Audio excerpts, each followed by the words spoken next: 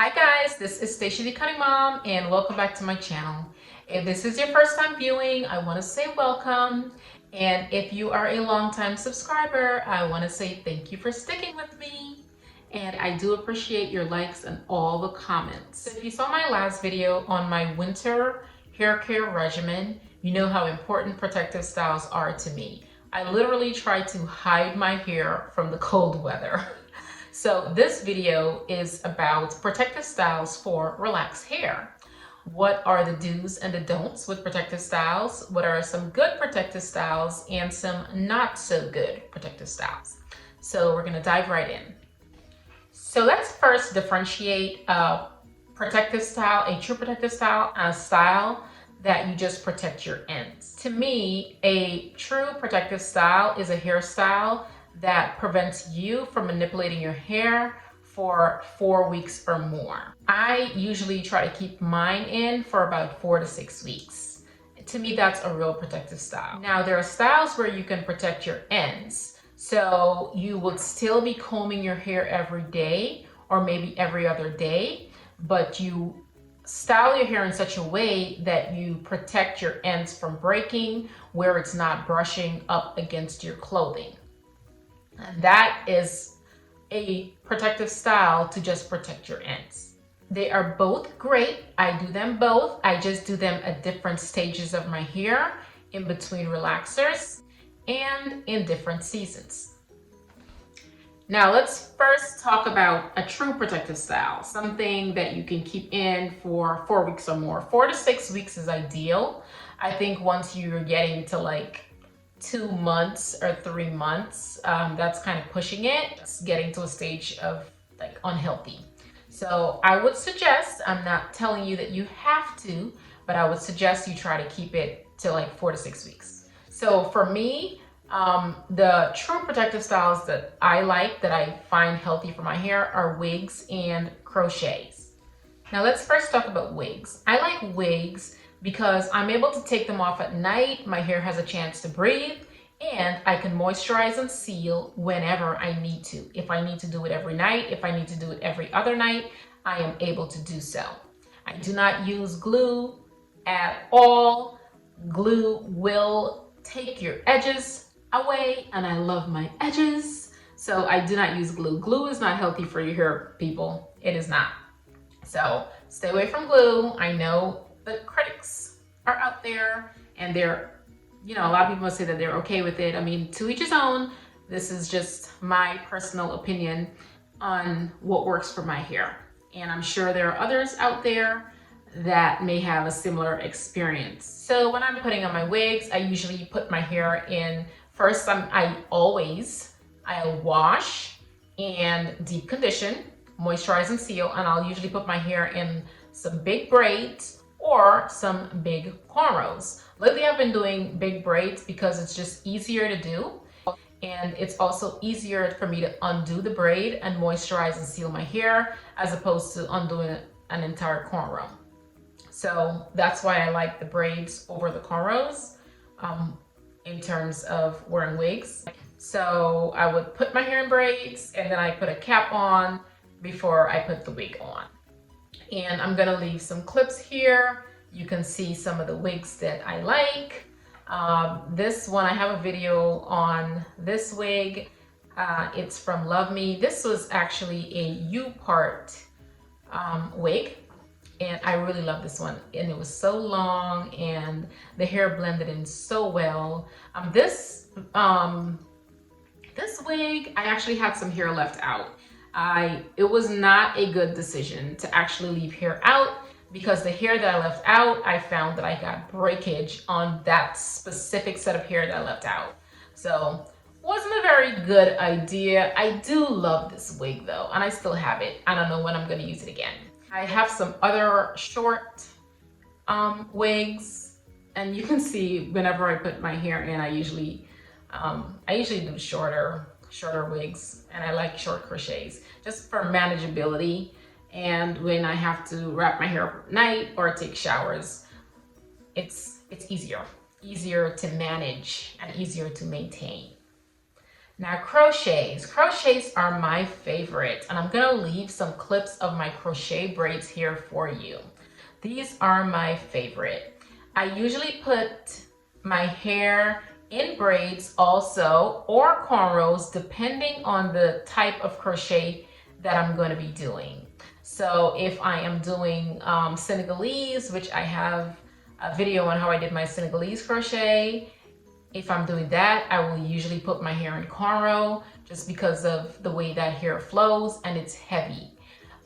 If I am doing curls like this crochet, any type of curl, I usually would put my hair in some braids and put a cap, a meshed cap over my hair, and I will attach these crochets to the cap. It's like a wig cap. So if you actually want to take it off, like this one, I can actually show you guys. So I just did this and I attached the crochet hair to the meshed cap. Okay, so let me see. This one has combs in it, so it's a little bit easier. So you can see that I can actually lift this up, guys. You see how I'm lifting that up? I can lift this up and I can moisturize and seal my hair. So that's why I like these type of protective styles, because it gives me the ability to still maintain my hair underneath. I can keep it covered and I still have the ability to moisturize and seal my hair. So if you notice, my protective styles, the ones that I like the best, they give me the ability to maintain my hair a healthy way. You cannot just put your hair in a style and just forget about it and then you neglect it. You're doing more harm than good. So guys, if you are liking this video so far, please go ahead and give me that thumbs up button. Click that thumbs up button. So I gave you the good protective styles. For me, wigs and crochets. Ooh, let me fix that.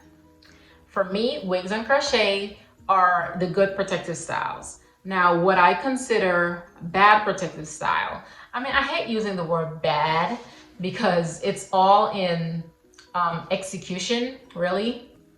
But for me, and this is based on my experience, those protective styles that were not good, the ones that I experienced breakage and hair damage from, are micro braids, you know, the really small, fine braids, the braids with hair extensions, and Sewins. So for micro braids and, you know, the hair extension braids, those can be really drying on your hair, okay? And it also makes it difficult for you to actually moisturize your hair efficiently. A lot of times you might even avoid moisturizing your hair or putting oil in your hair when you have these braids because you don't want it to get messy. So I found myself doing this. Like, I would avoid having to put some moisturizer in my hair because I don't want it to get messy, or put oil because you're afraid it'll get like clammy and it won't look good, right? So, and also it's just hard when you have your hair that small and it's just the more of the braid than your hair, more of the extension than your hair. It's hard for you to actually get to moisturize your hair, and that actually sucks. That hair extension actually like sucks the moisture that your hair needs, right? So, I mean, just think about that. For Sewins, to me, Sewins are even worse, really, because you're putting your hair in cornrows.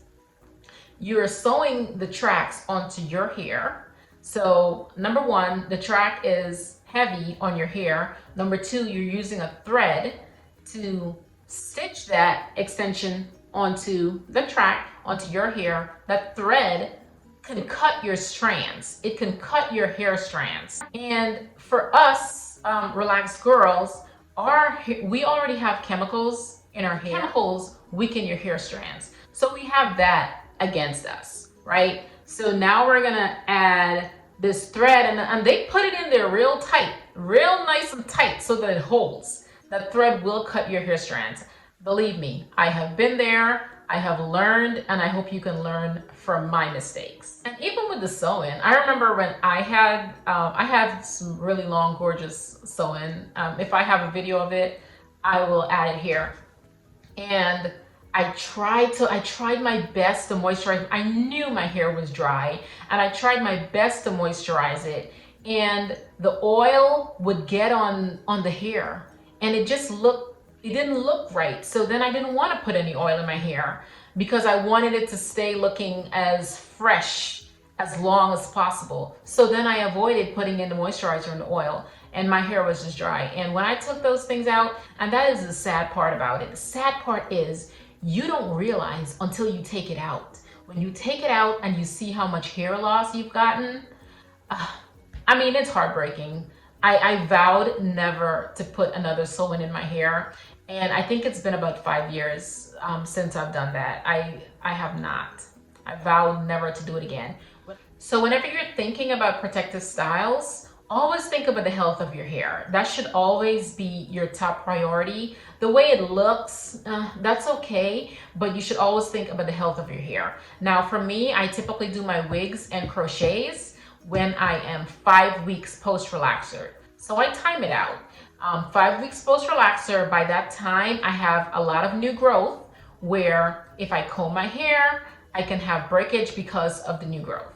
So at that point, I want to avoid combing my hair. So that's when I'll start putting in my protective styles. 5 weeks post-relaxer. Now let's talk about styles where we protect our ends. Now these protective styles, protecting our ends, I usually do when I am 1 to 5 weeks post-relaxer. So these type of styles includes like a top bun. So I will do a loose top bun.